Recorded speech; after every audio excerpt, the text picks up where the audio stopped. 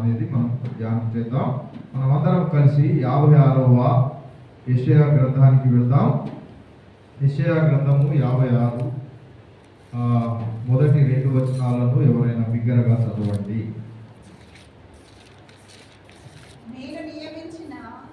56వ యెషయా గ్రంథం మొదటి 2 వచనాలు. యెహోవా ఇలాగు సెలవిచ్చుచున్నాడు, నా రక్షణ వచ్చుటకు సిద్ధముగా ఉన్నది,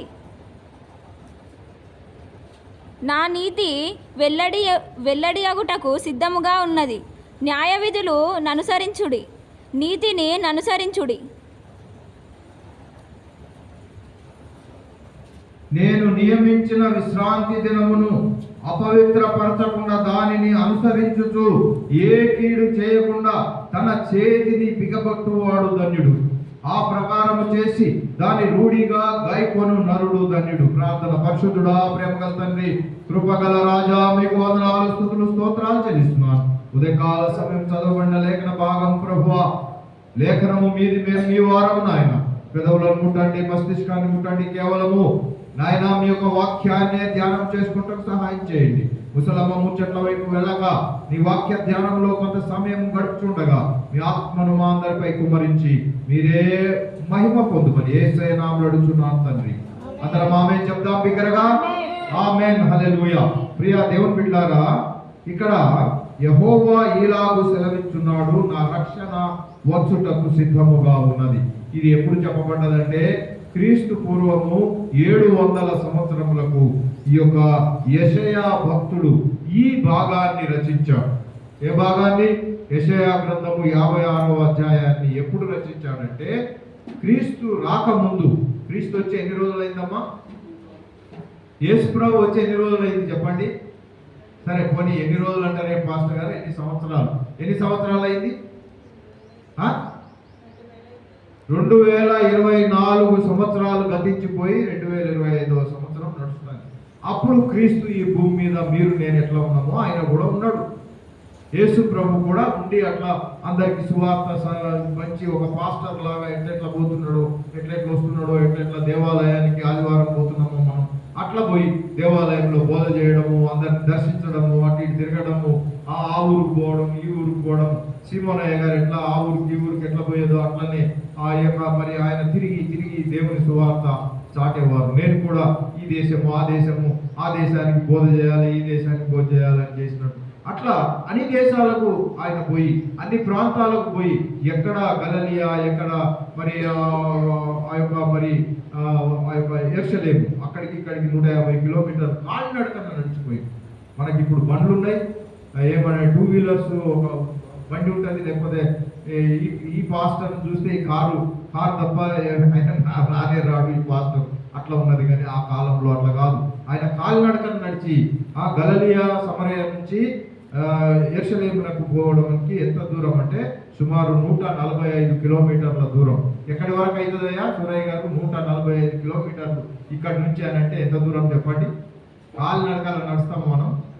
కాలినడకలు ఎన్ని రోజులు కావాలి, ఎన్ని కాళ్ళన్నీ ఎట్లా కావాలి? అయితే దేవుడు అట్లా చేసే ఆ రోజుల్లో ఆయన కంటే ముందు 700 సంవత్సరములకు ఇదిగో 56వ అధ్యాయాన్ని యెషయా గారు రాశారు. ఎవరు రాశారు చెప్పండి? యెషయా. ఆయన ఎవరు? ఆయన ప్రవక్త. ఇప్పుడు 5 రకాల బోధకులు ఉంటారు సంఘంలో. ఎంతమంది ఉంటారు బోధకులు? 5 రకాలు. ఒకరేమో అపోస్తలు, రెండవ వారేమో ప్రవక్తలు, మూడవ వారేమో సువార్థికులు, నాలుగవ వారేమో పాస్టర్లు, 5వ వారేమో మరి బోధకులు. ఎంతమంది ఉన్నారండి? 5గురిని దేవుడు ఇచ్చాడు. ఎంతమంది ఇచ్చారు? 5గురు. చెప్పండి ఇప్పుడు. ఒకరెవరు? అపోస్తలు, రెండవరు ప్రవక్తలు, మూడవది సువార్థికులు, నాలుగవది పాస్టర్లు, 5వది బోధకులు. అంతమందిని దేవుడు ఇచ్చాడు. కనుక ప్రియ దేవుని బిడ్డలారా, నేను ఏం చేస్తున్నాను ఈ రెండిట్లో అనంటే పాస్టర్గా ఉన్నాను, అలాగే బోధకునిగా కూడా ఉన్నాను. ఈ 2 పనులు చేస్తున్నాను. మీరందరూ కూడా పాస్టర్లు కావాలని కోరుకోవాలి, సువార్థికులు కావాలని కూడా కోరుకోవాలి. దేవుని చిత్తమైతే అపోస్తలు కావాలి, ప్రవక్తలు కావాలి. ఇక్కడ చూసే ఆయన ఎవరు? యెషయా అంటే ఈయన ఎవరు ఇప్పుడు చెప్పండి? ప్రవక్త. ఇప్పుడు అర్థమైందా? ప్రవక్త పని చేస్తున్నాడు అంటే రాబోయే కాలంలో జరిగేదాన్ని చెప్పేవాడే ప్రవక్త. రాబోయే కాలంలో ఏం జరుగుతుంది, ఇది జరగబోతుందయ్యా 10 సంవత్సరాలకు అని చెప్పేవాడే ప్రవక్త. మనకు ప్రవక్త దగ్గరలో ఉన్నాడా లేడా? ఒక 30-40 కిలోమీటర్ల దూరంలో ఒక ప్రవక్త ఉన్నాడా లేడా? ఉన్నాడు అనేవారు చేయి చూపిస్తారా? లేడు అనేవారు చేయి చూపిస్తారా? లేదు అని. ప్రవక్త అసలు ఉన్నాడని తెలుసా మీకు? మనం నర్సంపేటలో ఒక ప్రవక్త ఉన్నాడు, ఆయనే జెబా జేకబ్. ఆయన పేరేంటి? జెబా జేకబ్ ఒక ప్రవక్త. అన్ని చోట్ల ఉండరు, ఎక్కడో ఒక దగ్గర ఒక ప్రవక్త ఉన్నాడు. ఈయన కూడా యెషయా ఎక్కడో ఒక దగ్గర. అట్లని యెషయా మనలాంటి వ్యక్తి కాదు. యెషయా ఎలాంటి వ్యక్తి? ఆయన గొప్ప కుటుంబానికి చెందినవాడు, ఉన్నత కుటుంబం, ఆ రాజుల కుటుంబంలో జన్మించిన వాడు. రాజుల కుటుంబంలో మామూలుగా ఎట్లుంటది కుమార్ గారు? రాజుల కుటుంబంలో ఆ యొక్క ఆర్థిక శాస్త్రాన్ని, విజ్ఞాన శాస్త్రాన్ని, ఏమో లెక్కలను ఏవేవో వాళ్ళు రాజులు కనుక వాళ్ళకు బోధ చేస్తారు అవన్నీ. అది కాకుండా కూడా విలువిద్యలు, ఆ గుర్రాన్ని ఎట్లా నడిపించాలి, ఏనుగుని ఎట్లా, అవన్నీ కూడా వాళ్ళ కుస్తీ ఎట్లా పట్టాలి, ఎన్నో నేర్పిస్తారు రాజులకు. అంతే కదమ్మా, రాజ కుటుంబంలో పుట్టి రాజుల కుమారుల కుమార్తెలకు ఎన్నో నేర్పిస్తారు. అవన్నీ నేర్చుకున్న వ్యక్తి యెషయా. అంతేకాకుండా గొప్ప పాండిత్యము సంపాదించిన వ్యక్తి. ఆయనకు దేవుడు ఈ యొక్క సువార్త భారం ఇచ్చాడు. చూసారా, దేవుడు గొర్రెల కాపర్లను ఎంచుకుంటున్నాడు. దావీదు ఎవరు? గొర్రెల కాపర్లను ఎంచుకుంటున్నాడు. ఇటేమో బాగా చదివిన వాళ్ళను కూడా, అంటే వీరితో కూడా పని కావాలి, వారితో కూడా దేవుని పని కావాలి. అవుననే వారు ఆమె చెప్తారా? ఆమేన్, హల్లెలూయా. అమ్మా ఏం అర్థమైతే లేదనే వాళ్ళు ఆమె చెప్పండి బిగ్గరగా. ఆమేన్, హల్లెలూయా. దేవునికి స్తోత్రం. ఏ వాళ్ళ చెప్తాం, ఏ అర్థం కాని వాళ్ళు ఆమె చెప్తాం. అమ్మా ఏమి లేదు, దేవుడు ఎవరిని ఎన్నుకుంటున్నాడు అని అంటే విద్య లేని పామర్లను ఎన్నుకుంటున్నాడు. ఇప్పుడు పేతురు, యోహానులు, వీళ్ళందరూ, ఆంద్రేయ, ఈ 12 మంది శిష్యులు ఎవరు అంటే చేపలు పట్టేటోళ్ళు. చేపలు పట్టేటోళ్ళమ్మా. కాబట్టి చేపలు పట్టేటోళ్ళను దేవుడు ఎన్నుకున్నాడు. ఇక్కడ యెషయా ఎవరు అని అంటే రాజకుటుంబీకుడు. ఆయనకు అన్ని విలువిద్యలు, ఈ యొక్క పాండిత్యం అంతా వచ్చు. ఆయన రాసే మాటలను ఇప్పుడు మనం చదువుకుంటున్నాం. కాబట్టి 2వ వచనంలో చూడండి, నేను నియమించిన విశ్రాంతి దినమును అపవిత్రపరచకుండా, నేను నియమించిన విశ్రాంతి దినమును అపవిత్రపరచకుండా దానిని అనుసరించుచు. అపవిత్రపరచొద్దు అంటే దేవుడు నియమించిన విశ్రాంతి దినము అంటే ఏం బోధపడుతుంది మీకు? దేవుడు నియమించిన విశ్రాంతి దినం అంటే మీకు బోధపడేది ఏమున్నది అమ్మా? మీకేమన్నా తెలుస్తున్నదా? దేవుడు నియమించిన విశ్రాంతి దినం అని అంటే ఈ రోజు విశ్రాంతి దినము. ఈరోజు ఏం దినము? విశ్రాంతి దినము. ప్రియ దేవుని బిడ్డలారా, విశ్రాంతి అని అంటే, విశ్రాంతి అంటే ఏమర్థమవుతుంది మీకు? రెస్ట్ తీసుకోవాలి. 6 రోజులు పని చేయాలి, 7వ దినమున రెస్ట్ తీసుకోవాలి. అంతే కదా దేవుడు కోరుకుంటున్నాడు. దేవుడు కూడా ఈ భూమిని, ఈ ఆకాశమును, ఈ నక్షత్రాలను, వీటన్నిటిని ఎన్ని రోజులు చేశాడు అని అంటే 6 రోజులు దేవుడు చేశాడు. ఎన్ని రోజులమ్మా? 6 రోజులు వీటన్నిటిని చేసి 7వ రోజు దేవుడు విశ్రాంతి తీసుకున్నాడు. అందుకనే ఇది విశ్రాంతి దినము. ఈ దినమున పని చేయాలా చేయొద్దా? బిగ్గరగా చెప్పండి. చేయొద్దు అని పాస్టమ్మ గారు ఎంతమంది చేయొద్దు అంటున్నారు? ఆమె చెప్తారా? దేవునికి స్తోత్రం. ఈ దినము పని ఏ మాత్రం చేయొద్దు. ఎంత మంచి మాట. పని చేయకుంటే ఎట్లా పాస్టర్ గారు, ఎట్లా మనకు లోపలికి పోతుందంటే 6 రోజులు చేసింది ఎట్టుకోవాలి. 6 రోజులు చేసింది ఉన్నది కదా అక్కడ. 6 రోజులు చేసింది అక్కడ ఉన్నది. 7వ రోజు దేవుడే చేయొద్దు అంటున్నాడు. ఆ మాటకు వస్తే దేవుడే చేయలే. 6 రోజులు పని చేసి 7వ రోజు చేయలే, వట్టిగా విశ్రాంతి తీసుకోవాలి. దేవుణ్ణి మనము మరి నమ్మాలి, దేవునికి స్తుతులు చెల్లించాలి. అయ్యా మీకు స్తోత్రం, మీకు వందనాలు అయ్యా అంతే చెప్పమంటున్నాడు. కాబట్టి విశ్రాంతి దినాన్ని అపవిత్రపరచకు అంటున్నాడు. చూసారా ప్రియ దేవుని బిడ్డలారా, విశ్రాంతి దినాన్ని అపవిత్రపరచడం అంటే ఆ విశ్రాంతి దినమున దేవుని సన్నిధికి రాకుండా ఉంటే అది అపవిత్రము. ఏది అపవిత్రము? దేవుని సన్నిధికి 7వ రోజు. ఇప్పుడు ఇన్ని దేశాలు ఉన్నాయి కదమ్మా, ఈ దేశంలో మనము ఈ యొక్క యేసు ప్రభువుని నమ్ముతున్నాము. ఈ యొక్క ఆదివారము హాలిడే అనుకుంటున్నాము. 6 రోజుల తర్వాత 7 రోజులు. కొన్ని దేశము ఎక్కడన్నా కానీ వారానికి 4 రోజులే ఉన్నదని ఎవరైనా చెప్పగలరా? లేదా? అయ్యా వారం రోజులు అంటే ఎన్ని రోజులు? వారం రోజులకు ఎన్ని రోజులు ఉంటాయి? 7 రోజులు ఉంటాయి. కరెక్ట్ చెప్పింది. నెల రోజులు అంటే 30 ఉంటుంది, 31 ఉంటుంది, ఫిబ్రవరి నాడు 29 ఉంటుంది కదా. కాబట్టి వారానికి ఎన్ని రోజులమ్మా అయ్యా సూరయ్య గారు? వారానికి 6 రోజులు ప్లస్ 1 డే, ఈ రోజు కూడా కలుపుకుంటే 7 రోజులు. అయితే ఏ దేశంలోకి పోయినా మనం, ఇన్ని దేశాలు ఉన్నాయి కదా, 200 పైచిలకు దేశాలు ఉన్నాయి. ఆ దేశాలకు ఏ దేశానికి పోయినా ఎక్కడైనా ఈ యొక్క మరి 7 రోజులు కాకుండా వారానికి 4 రోజులే అనే దేశం లేనే లేదు. అట్లాగే వారానికి 10 రోజులు అనే దేశం కూడా లేదు. అందరికీ ఇదే భూభాగంలో అందరికీ కూడా వారం అంటే ఎంత? 7 రోజులు. వారం అంటే 7 రోజులు. అయితే దేవుడు ఏమంటున్నాడంటే 6 రోజులు మీరు కష్టపడాలి, 7వ రోజు విశ్రాంతి. మీరు 6 రోజులు స్కూల్కి పోతారు, 7వ రోజు కూడా స్కూల్కి రమ్మంటారా? చిన్నపిల్లలు చెప్పాలి, రమ్మన్నారు. ఎందుకంటే మంచిగా పోయి విశ్రాంతి తీసుకో అంటారు. విశ్రాంతి దినము ఇది, అంటే రెస్ట్ దినం. కాబట్టి రెస్ట్ దినము ఏం చేయాలంటే దేవుని సన్నిధికి రావాలి. వాక్యం వింటున్న సహోదరి సహోదరుడా, నువ్వు ఎక్కడున్నా కానీ ఇంటి దగ్గర ఉంటానంటే కుదరదు, లేదా పొలంలోనికి వెళ్ళి పనిచేస్తానంటే కుదరదు. దేవుడు ఏమంటున్నాడంటే 6 రోజులు నువ్వు కష్టపడు, ఎవరు వద్దనట్లేదు. కానీ 7వ రోజు మాత్రము దేవుని సన్నిధిని అపవిత్రపరచవద్దు. దేవుడు ఏమంటున్నాడు? ఆ 7వ దినాన్ని అపవిత్రపరచకుండా చూసుకోవాల్సిన బాధ్యత మనదే. అదే ఇక్కడ చెప్పబడింది చూడండి, నేను నియమించిన విశ్రాంతి దినమును అపవిత్రపరచకుండా దానిని అనుసరించుచు ఏ కీడు చేయకుండా తన చేతిని బిగబట్టువాడు ధన్యుడు. ధన్యత ఎక్కడొస్తుంది? దీవెనలు ఎక్కడొస్తాయి మాస్టర్ గారు? ఎక్కడొస్తాయమ్మా దీవెనలు? ఎక్కడొస్తాయి? 6 రోజులు కష్టపడాలి, 7వ రోజు దేవుని సన్నిధికి వస్తే మరి ఆ దీవెన వస్తుంది. మరి 7వ రోజు 6 రోజులు అయిపోయింది, 7వ రోజు దేవుని దగ్గరికి పోకుండా ఉంటే దీవెన వస్తుందా? రండి చూద్దాం. దేవునికి స్తోత్రం, హల్లెలూయా. దేవుడు ఏం చెప్తున్నాడు మనం గమనిద్దాం. గ్లోరీ, హల్లెలూయా.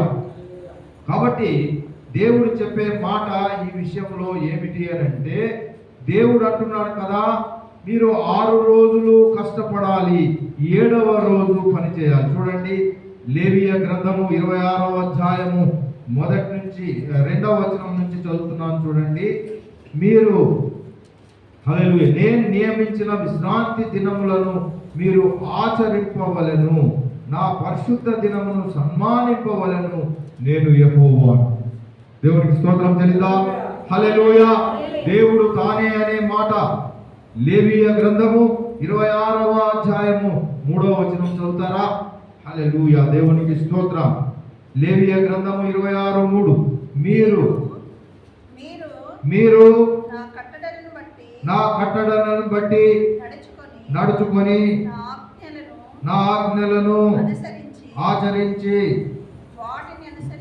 వాటిని అనుసరించి ప్రవర్తించిన ఎడల మీ వర్షకాలములలో వర్షమునిచ్చెదను, మీ భూమి పంటలనిచ్చును, మీ పొలముల చెట్లు ఫలించును, మీ ద్రాక్ష పండ్లు కాలము వరకు మీ నూర్పు సాగుచుండును. మీరు చూడండి, నేను చదువుతున్నాను. మీరు తృప్తిగా భుజించి మీ దేశంలో నిబ్బరముగా నివసించేదరు, ఆ దేశంలో నేను మీకు క్షేమము కలుగజేస్తున్నాను. మీరు పండుకొనినప్పుడు ఎవడును మిమ్మల్ని భయపెట్టడు. మీ దేశంలో దుష్ట మృగములు లేకుండా చేసేదను. మీ దేశంలోనికి ఖడ్గము రాదు. మీరు మీ శత్రువులను తరిమెదరు. మీరు మీ ఎదుట ఖడ్గం చేత పడెదరు. మీలో 5 100 మందిని తరుముదురు, 100 మంది 10,000 మందిని తరుముదురు. చూసారా ప్రియ దేవుని బిడ్డలారా, ఇవన్నీ దీవెనలు దేవుడు ఇస్తాడు. ఎప్పుడు అనంటే మీరు మరి 2వ వచనం చూడండి, నేను నియమించిన విశ్రాంతి దినమును మీరు అనుసరింపవలెను, నా పరిశుద్ధ మందిరమును సన్మానింపవలెనని నేను చెప్తున్నాను. కాబట్టి నేనే యెహోవాను. దేవుడు ఏమంటున్నాడమ్మా? పరిశుద్ధ దినాన్ని ఆచరించాలి అంటే మందిరంలోకి వెళ్ళాలని తాత్పర్యం. ఈనాడు అనేకులు ఎందుకు రాలేకపోతున్నారు దేవుని సన్నిధికి? ఆదివారం రాగానే నిండిపోవాలి. ఎవ్వరు కూడా కిక్కిస్రా అక్కడ స్థలం లేకుండా కావాలి. అయ్యా స్థలం లేదంటే ఇదిగో ఈ బన్నీని సన్నీని నీ పేరు బన్నీ సన్నీ ఇంకా ఇంకొక ఆయనను, వీరందరినీ కూడా అయ్యా మీరు పైకి రండి, ఇక్కడ కూర్చోండి, స్థలం లేదు, చిన్నపిల్లలందరూ పైకి రండి అని పైకి తీసుకొని వచ్చి కూర్చోబెట్టాల్సిన, ఇక్కడంతా నిండిపోవాలి. ఏరి మరి జనం, మగవారేరి ఆడవారేరి ఎందుకు రావట్లేదు అని అంటే వాళ్ళకి విషయాలు తెలియదు, ఈ ఆశీర్వాదాలు తెలియదు, వాళ్ళ ఆశీర్వాదాలు పొందుకోలేక, అలాగే ఆర్థిక ఇబ్బందుల్లో ఎక్కడ కూడా మరి ఆ మిగులు అనేది ఉండట్లేదు, కష్టపడుతున్నారు. 6 రోజులు కాదు, 7 రోజులు 8 రోజులు కూడా ఉంటే 8 రోజులు కూడా కష్టపడతారు, కానీ పైసలు మిగులుతలేవు. అక్కడ సంచిలో ఒక బెజ్జం పడితే అది బెజ్జం పట్టి మనము కాయిన్స్ వేస్తూ పోతే అది ఉంటాయి, దాంట్లో కింద పడిపోతూ ఉంటాయి, ఎందుకంటే అక్కడ ఒక చిల్లు పడ్డది కాబట్టి.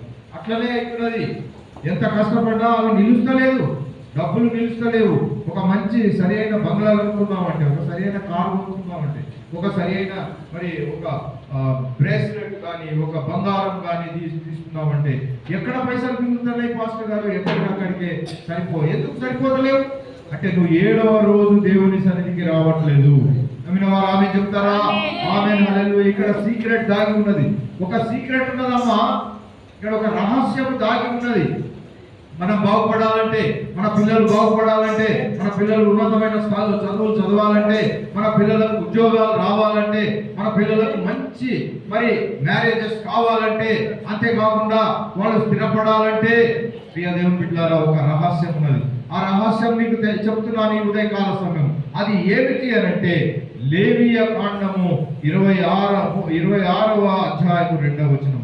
నేను నియమించిన విశ్రాంతి దినములను మీరు ఆచరింపవలెను, నా పరిశుద్ధ మందిరమును సన్మానింపవలెనని నేను యెహోవాను. ఏం చెప్తున్నాడండి? మనము 7వ దినాన్ని విశ్రాంతి దినం అనుకుంటున్నాం కదా. ఆ విశ్రాంతి దినం సన్మానించుట ఏమిటి అని అంటే 7వ దినము దేవుని సన్నిధికి రావాలని, ఆయనే నా పరిశుద్ధ మందిరమును సన్మానింపవలనని ఆయన చెప్తున్నాడు. ఈనాడు చేస్తున్నామా? మనం చేస్తున్నామా? ఎందుకు రావట్లేదు? ఈనాడు వచ్చిన వాళ్ళు రేపు రావట్లేదు, రేపు వచ్చిన వాళ్ళు ఎల్లుండి రావట్లేదు, ఈ వారం వచ్చిన వాళ్ళు మరొక వారం కనిపించట్లేదంటే దేవుని సన్నిధిలో ఏదో పొడగొట్టుకుంటున్నారు. దేవుని దీవెనలు అయితే ఇవన్నీ ఉన్నాయి, ఇంకా ఉన్నాయి. మీరు చాలా కాలము నిలువై ఉన్న పాత కలిగిన ధాన్యములు తినదరు. ఏదో కొత్త ధాన్యము అది ఇట్లా వేస్తే అంత గడ్డ అయ్యి మంచిగా తినగే రుచికరంగా లేని కాదు, కానీ చాలా కాలం దాచిపెట్టుకుంటే బియ్యము ఒక 2 సంవత్సరాల పాత అయితే లేదా 1 సంవత్సరం పాత అయితే మంచిగా అయితే కొత్త బియ్యం లాగా అయిందా? మంచి బియ్యం వస్తాయి కదా. అబ్బాయి పాత బియ్యం పాస్టర్ గారు ఇవి సంవత్సరం దాటిపోయింది, 2 సంవత్సరాల బియ్యము కొంచెం ఇట్లా వేయగానే ఇట్లా ఉబ్బి మంచి ఇట్లా పొడి రాలుతా ఉంటాయి. అదే దేవుడు అంటున్నాడు. ఏమంటున్నాడు చూడండి, 10వ వచనంలో చదువుతారా? 26:10.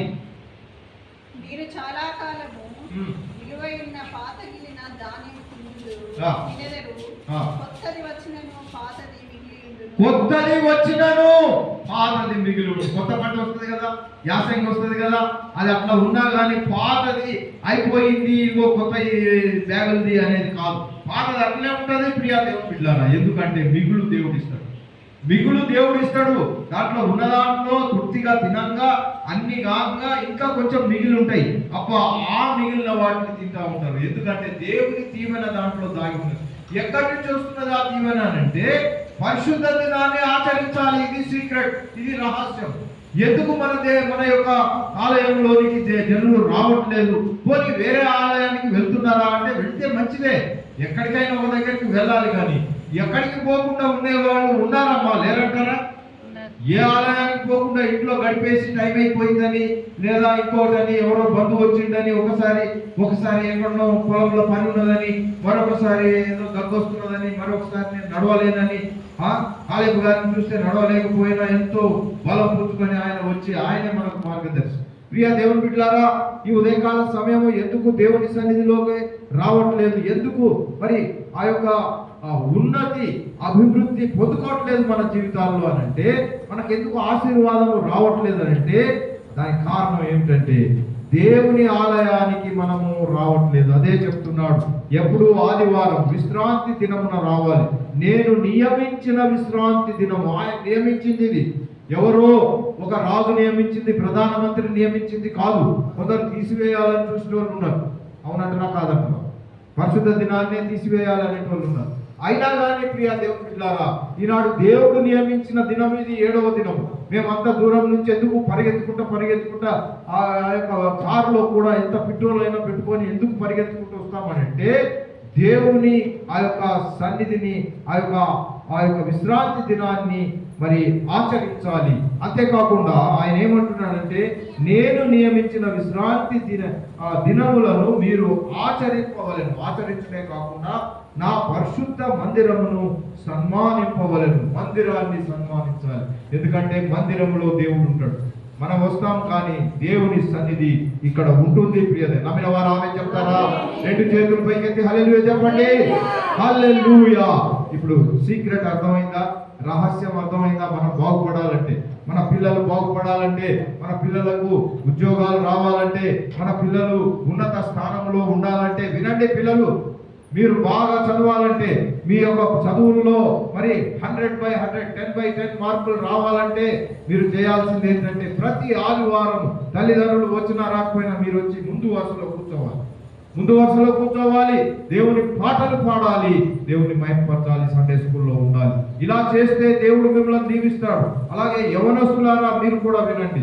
మీరు బాగుపడాలి, జీవితంలో మీకు ఒక మంచి ఉద్యోగం రావాలి, మీ ఆరోగ్యాలు కుదుటపడాలి, మీకు మంచి సంబంధాలు రావాలి, మీరు మంచి మ్యారేజెస్ కావాలి, జీవితంలో స్థిరపడాలి అని అనుకుంటే మీరు చేయాల్సిన ఒక రహస్యం ఏమిటి అంటే, మీరు దేవాలయానికి 7వ దినము విశ్రాంతి దినం రావాలి. వచ్చి దేవుని సన్నిధిని ఆచరించడమే కాకుండా ఆయన పరిశుద్ధ మందిరమును సన్మానించాలి. దేవుడికి స్తోత్రం చెల్లిద్దామా? హల్లెలూయా. ఈనాడు అనేక యవనస్తులకు ఉద్యోగాలు లేక తిరుగుతున్నారు. అవునంటారా కాదంటారా? బాగా చదువుకున్నారు కానీ ఉద్యోగం వస్తలేదు. కొందరు చదువుకుంటున్నారు కానీ పరీక్షల్లో ఫెయిల్ అవుతున్నారు. ఏమండి? మరి కొందరు పరీక్షల్లో పాస్ అయినా కానీ ఉద్యోగం రాని వాళ్ళు కొంతమంది ఉన్నారు. బాగా వయసు వచ్చినా కానీ మ్యారేజ్ కాని వాళ్ళు ఉన్నారు. మ్యారేజ్ కోసం చూస్తున్నారు కానీ ఎక్కడ సంబంధం దొరకట్లేదు. ఇవన్నీ లేవంటారా? ఉన్నాయి కదా. ఈ బాధలన్నీ ఎందుకు? మరి ఈ బాధలన్నీ ఎందుకు అనుకుంటున్నారు? అమ్మా ఎందుకు అనుకుంటున్నారు? నిన్నే అడుగుతున్నాను. ఎందుకు ఇన్ని బాధలు? కొడుకులకు బిడ్డలకు మ్యారేజెస్ ఎందుకైతే లేవు తగిన కాలంలో? ఎందుకు మరి వాళ్ళకు పిల్లలు రావట్లేదు? ఎందుకు వాళ్ళకు మరి ఉద్యోగాలు రావట్లేదు? ఎందుకు వాళ్ళు బ్రతకలేకపోతున్నారు? ఇవన్నీ ఆలోచిస్తున్నారా? ఎందుకు అనంటే దేవుని సన్నిధికి వెళ్ళట్లేదు. అది పాస్టర్ కుమారుడు కుమార్తె కానివ్వండి, లేదా ఒక విశ్వాసి కుమారుడు కుమార్తె కానివ్వండి, అందరికీ ఒకటే రూల్. నాకు ఒకటే రూల్, మీకు ఒకటే రూల్, అందరికీ ఒకటే రూల్. దేవుడు అందరికీ ఒకటే నియమం పెట్టాడు. ఏ భేదము లేదు, అందరికీ ఒకటే నియమం. ఏమిటంటే ఆదివారం వచ్చినప్పుడు ఆయన మందిరానికి రావాలి, ఆయన మందిరాన్ని సన్మానించాలి. ఆ యొక్క విశ్రాంతి దినంలో దేవుని సన్నిధిలో ఈనాడు అనేకులు రాలేకపోతున్నారు. ఇంతగా ఖాళీగా ఉంది. ఇన్ని కుర్చీలు ఒకటి మీద ఒకటి ఖాళీగా ఉన్నాయి. అన్ని నిండగా కూడా ఇంకా ఉండాలి. ఎందుకు? మరి అక్కడే ఇంట్లోనే ఉంటున్నారు. ఒకవేళ మీరు వేరే సంఘానికి వెళితే ఓకే, కానీ ఆ సంఘానికి కూడా పోకపోతే అక్కడ డేంజర్ ఉన్నది. జాగ్రత్త సహోదరి సహోదరుడా.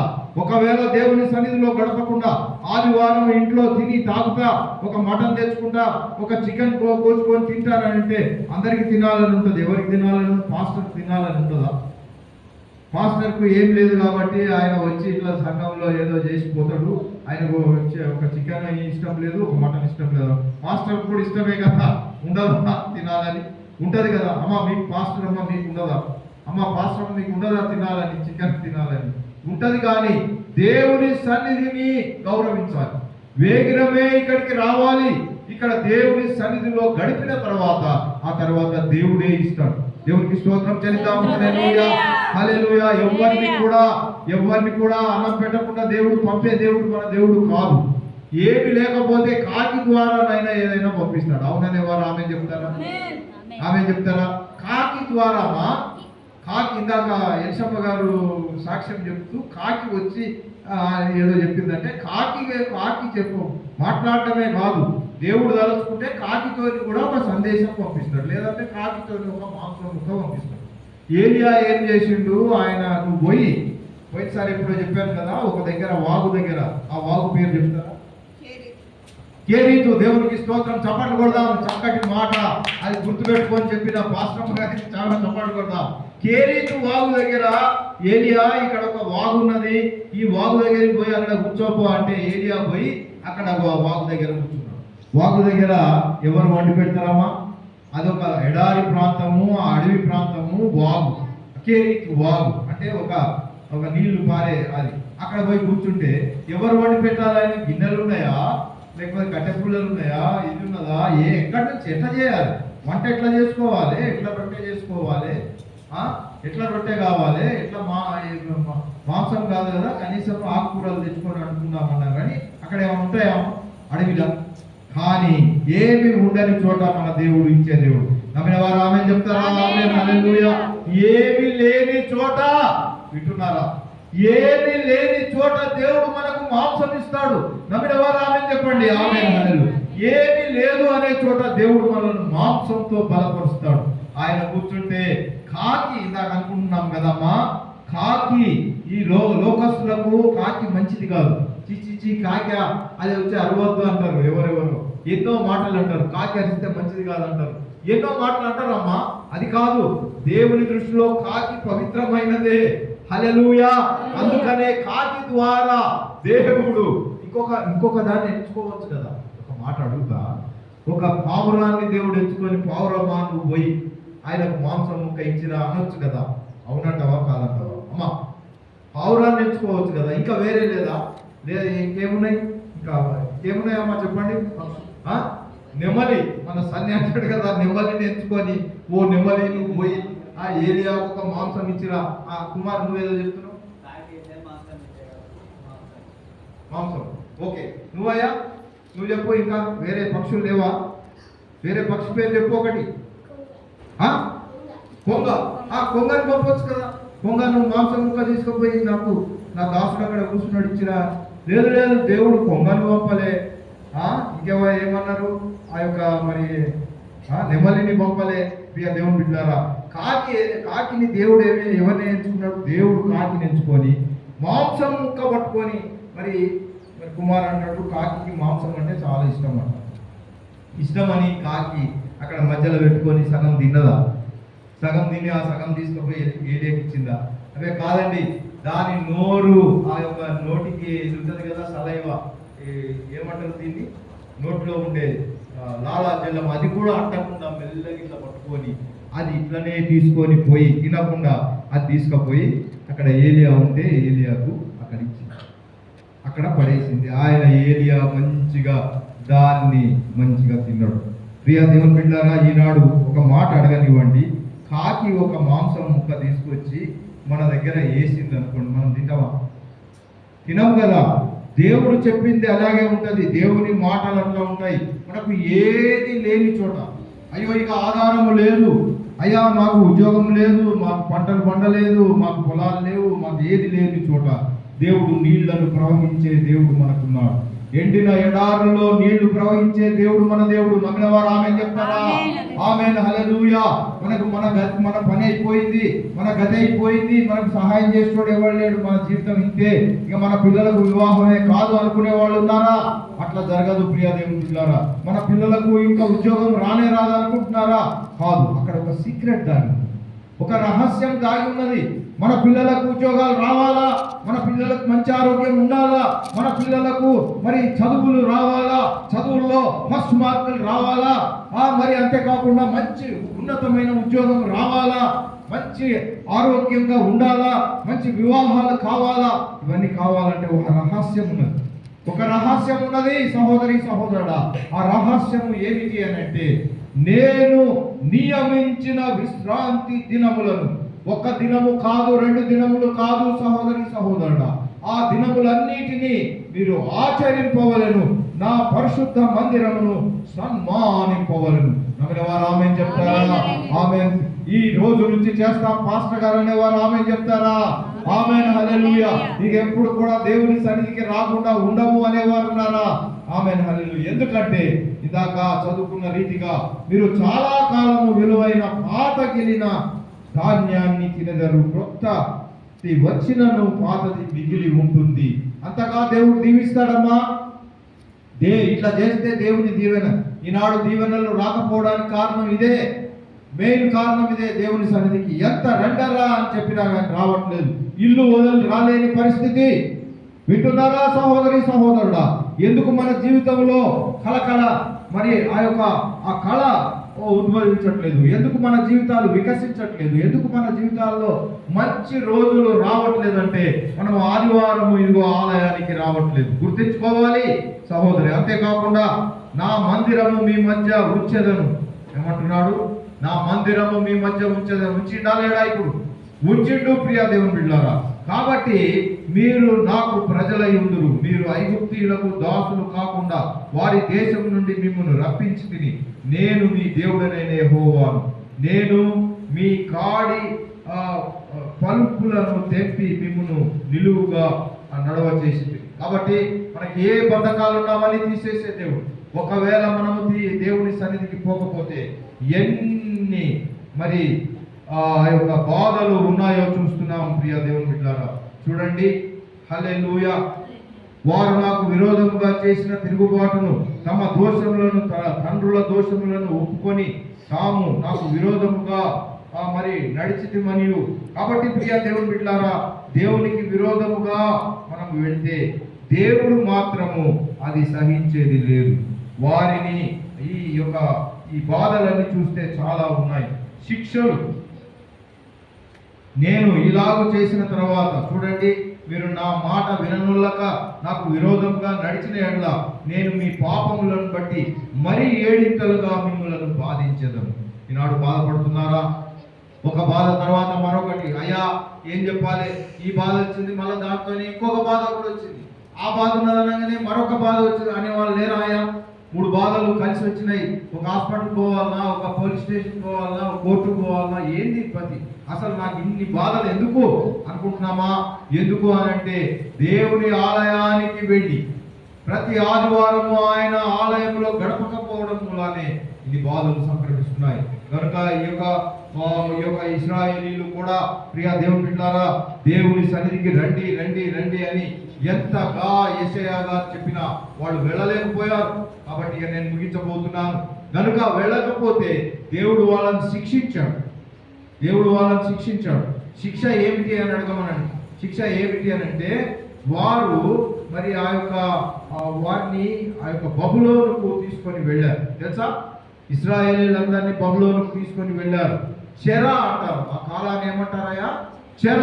ఆ చెర నేను అడగనివ్వండి ప్రశ్న, ఎన్ని రోజులు ఉన్నది వాళ్ళకు చెర? ఈ యొక్క కఠినమైన బాధలు వారికి ఎన్ని రోజులు సంభవించాయంటే 70 సంవత్సరాలు. ఎన్ని సంవత్సరాలమ్మా? 70 సంవత్సరాలు బాధపడ్డారు వాళ్ళు. 70 సంవత్సరాలు బాధపడ్డాక తిరిగి వచ్చారు. మన జీవితాల్లో కూడా దేవుడు ఇంకా శ్రమలు పంపకముందే, 70 సంవత్సరాలు శ్రమలు పంపకముందే ప్రియ దేవుని బిడ్డలారా, మనం జాగ్రత్త పడి దేవుని సన్నిధికి ప్రతిరోజు ఉరుకుతూ వచ్చి దేవుని సన్నిధిలో గడపగలిగితే మన జీవితాలు ధన్యమవుతాయి. మన జీవితాలు బాగుపడతాయి. మన కుమారులను దేవుడు దీవిస్తాడు, మన చదువులను దీవిస్తాడు, మనకు ఒక ఉద్యోగాలను ఇస్తాడు, ఎక్కడో ఒకటి కుదురుస్తాడు. దేవునికి స్తోత్రం, మహిమ కలుగును గాక. ఈ ఉదయకాల సమయం వాక్యం వింటున్న సహోదరి సహోదరుడా, మనం ఏమై ఉన్నాము ఒకసారి ఆలోచించుకుందాం. దేవుడు మన ద్వారా కోరుకునేది ఏమిటి అని మనం చూస్తే 3 విషయాలు చూసి ముగించుకుందాం. మీకా గ్రంథంలో 6వ అధ్యాయము 8వ వచనంలో 3 విషయాలను దేవుడు మనతో కోరుకుంటున్నాడు. ఒకటి ఏంటి అంటే, ఏది ఉత్తమమో అది నీకు తెలియదు, న్యాయముగా నడుచుకొనుటయు, కనికరమును ప్రేమించుటయు, దీన మనస్సు కలిగి నీ దేవుని ఎదుట ప్రవర్తించుట. ఇవే కదా దేవుడు కోరుకునేవి. సహోదరి సహోదరుడా, దీన మనస్సు కలిగి ఉండాలి, కనికరము ప్రేమించాలి, న్యాయముగా నడుచుకోవాలి, దేవుని సన్నిధికి రావాలి. ఇంతే. ఇవి చేయలేం పాస్టర్ గారు, ఇది చాలా కఠినమైనవి అనుకుంటున్నారా? ఎవరైనా అనుకుంటున్నారా కఠినమైనవి? ఈజీగా ఉన్నాయి పాస్టర్ గారు అనేవారు ఆమె చెప్తారా? చాలా ఈజీగా ఉన్నాయి. దేవుని సన్నిధికి రావడం ఈజీగా ఉందా, కఠినంగా ఉందా? ఈజీగా ఉంది. అంతే కదమ్మా. దేవుని సన్నిధికి వస్తే ఆయన రమ్మన్నాడు, వచ్చినాము, పోయినాము, దేవుని దీవెనలు ఆటోమేటిక్ వస్తాయి. ఇలాంటి చేయలేము మనం. ఉదయకాల సమయం వాక్యం వింటున్న సహోదరి సహోదరుడా, దేవుని సన్నిధికి వచ్చి దేవుడిచ్చే దీవెనలు పొందుకుందాం. అట్టి కృప, అట్టి ధన్యత దేవుడు మనందరికీ దయచేసి నడిపించును గాక. ఆమేన్. కళ్ళు వంచండి, ప్రార్థన చేస్తారు. పరిశుద్ధుడా, ప్రేమగల తండ్రి, కృపగల రాజా, మీకు వందనాలు.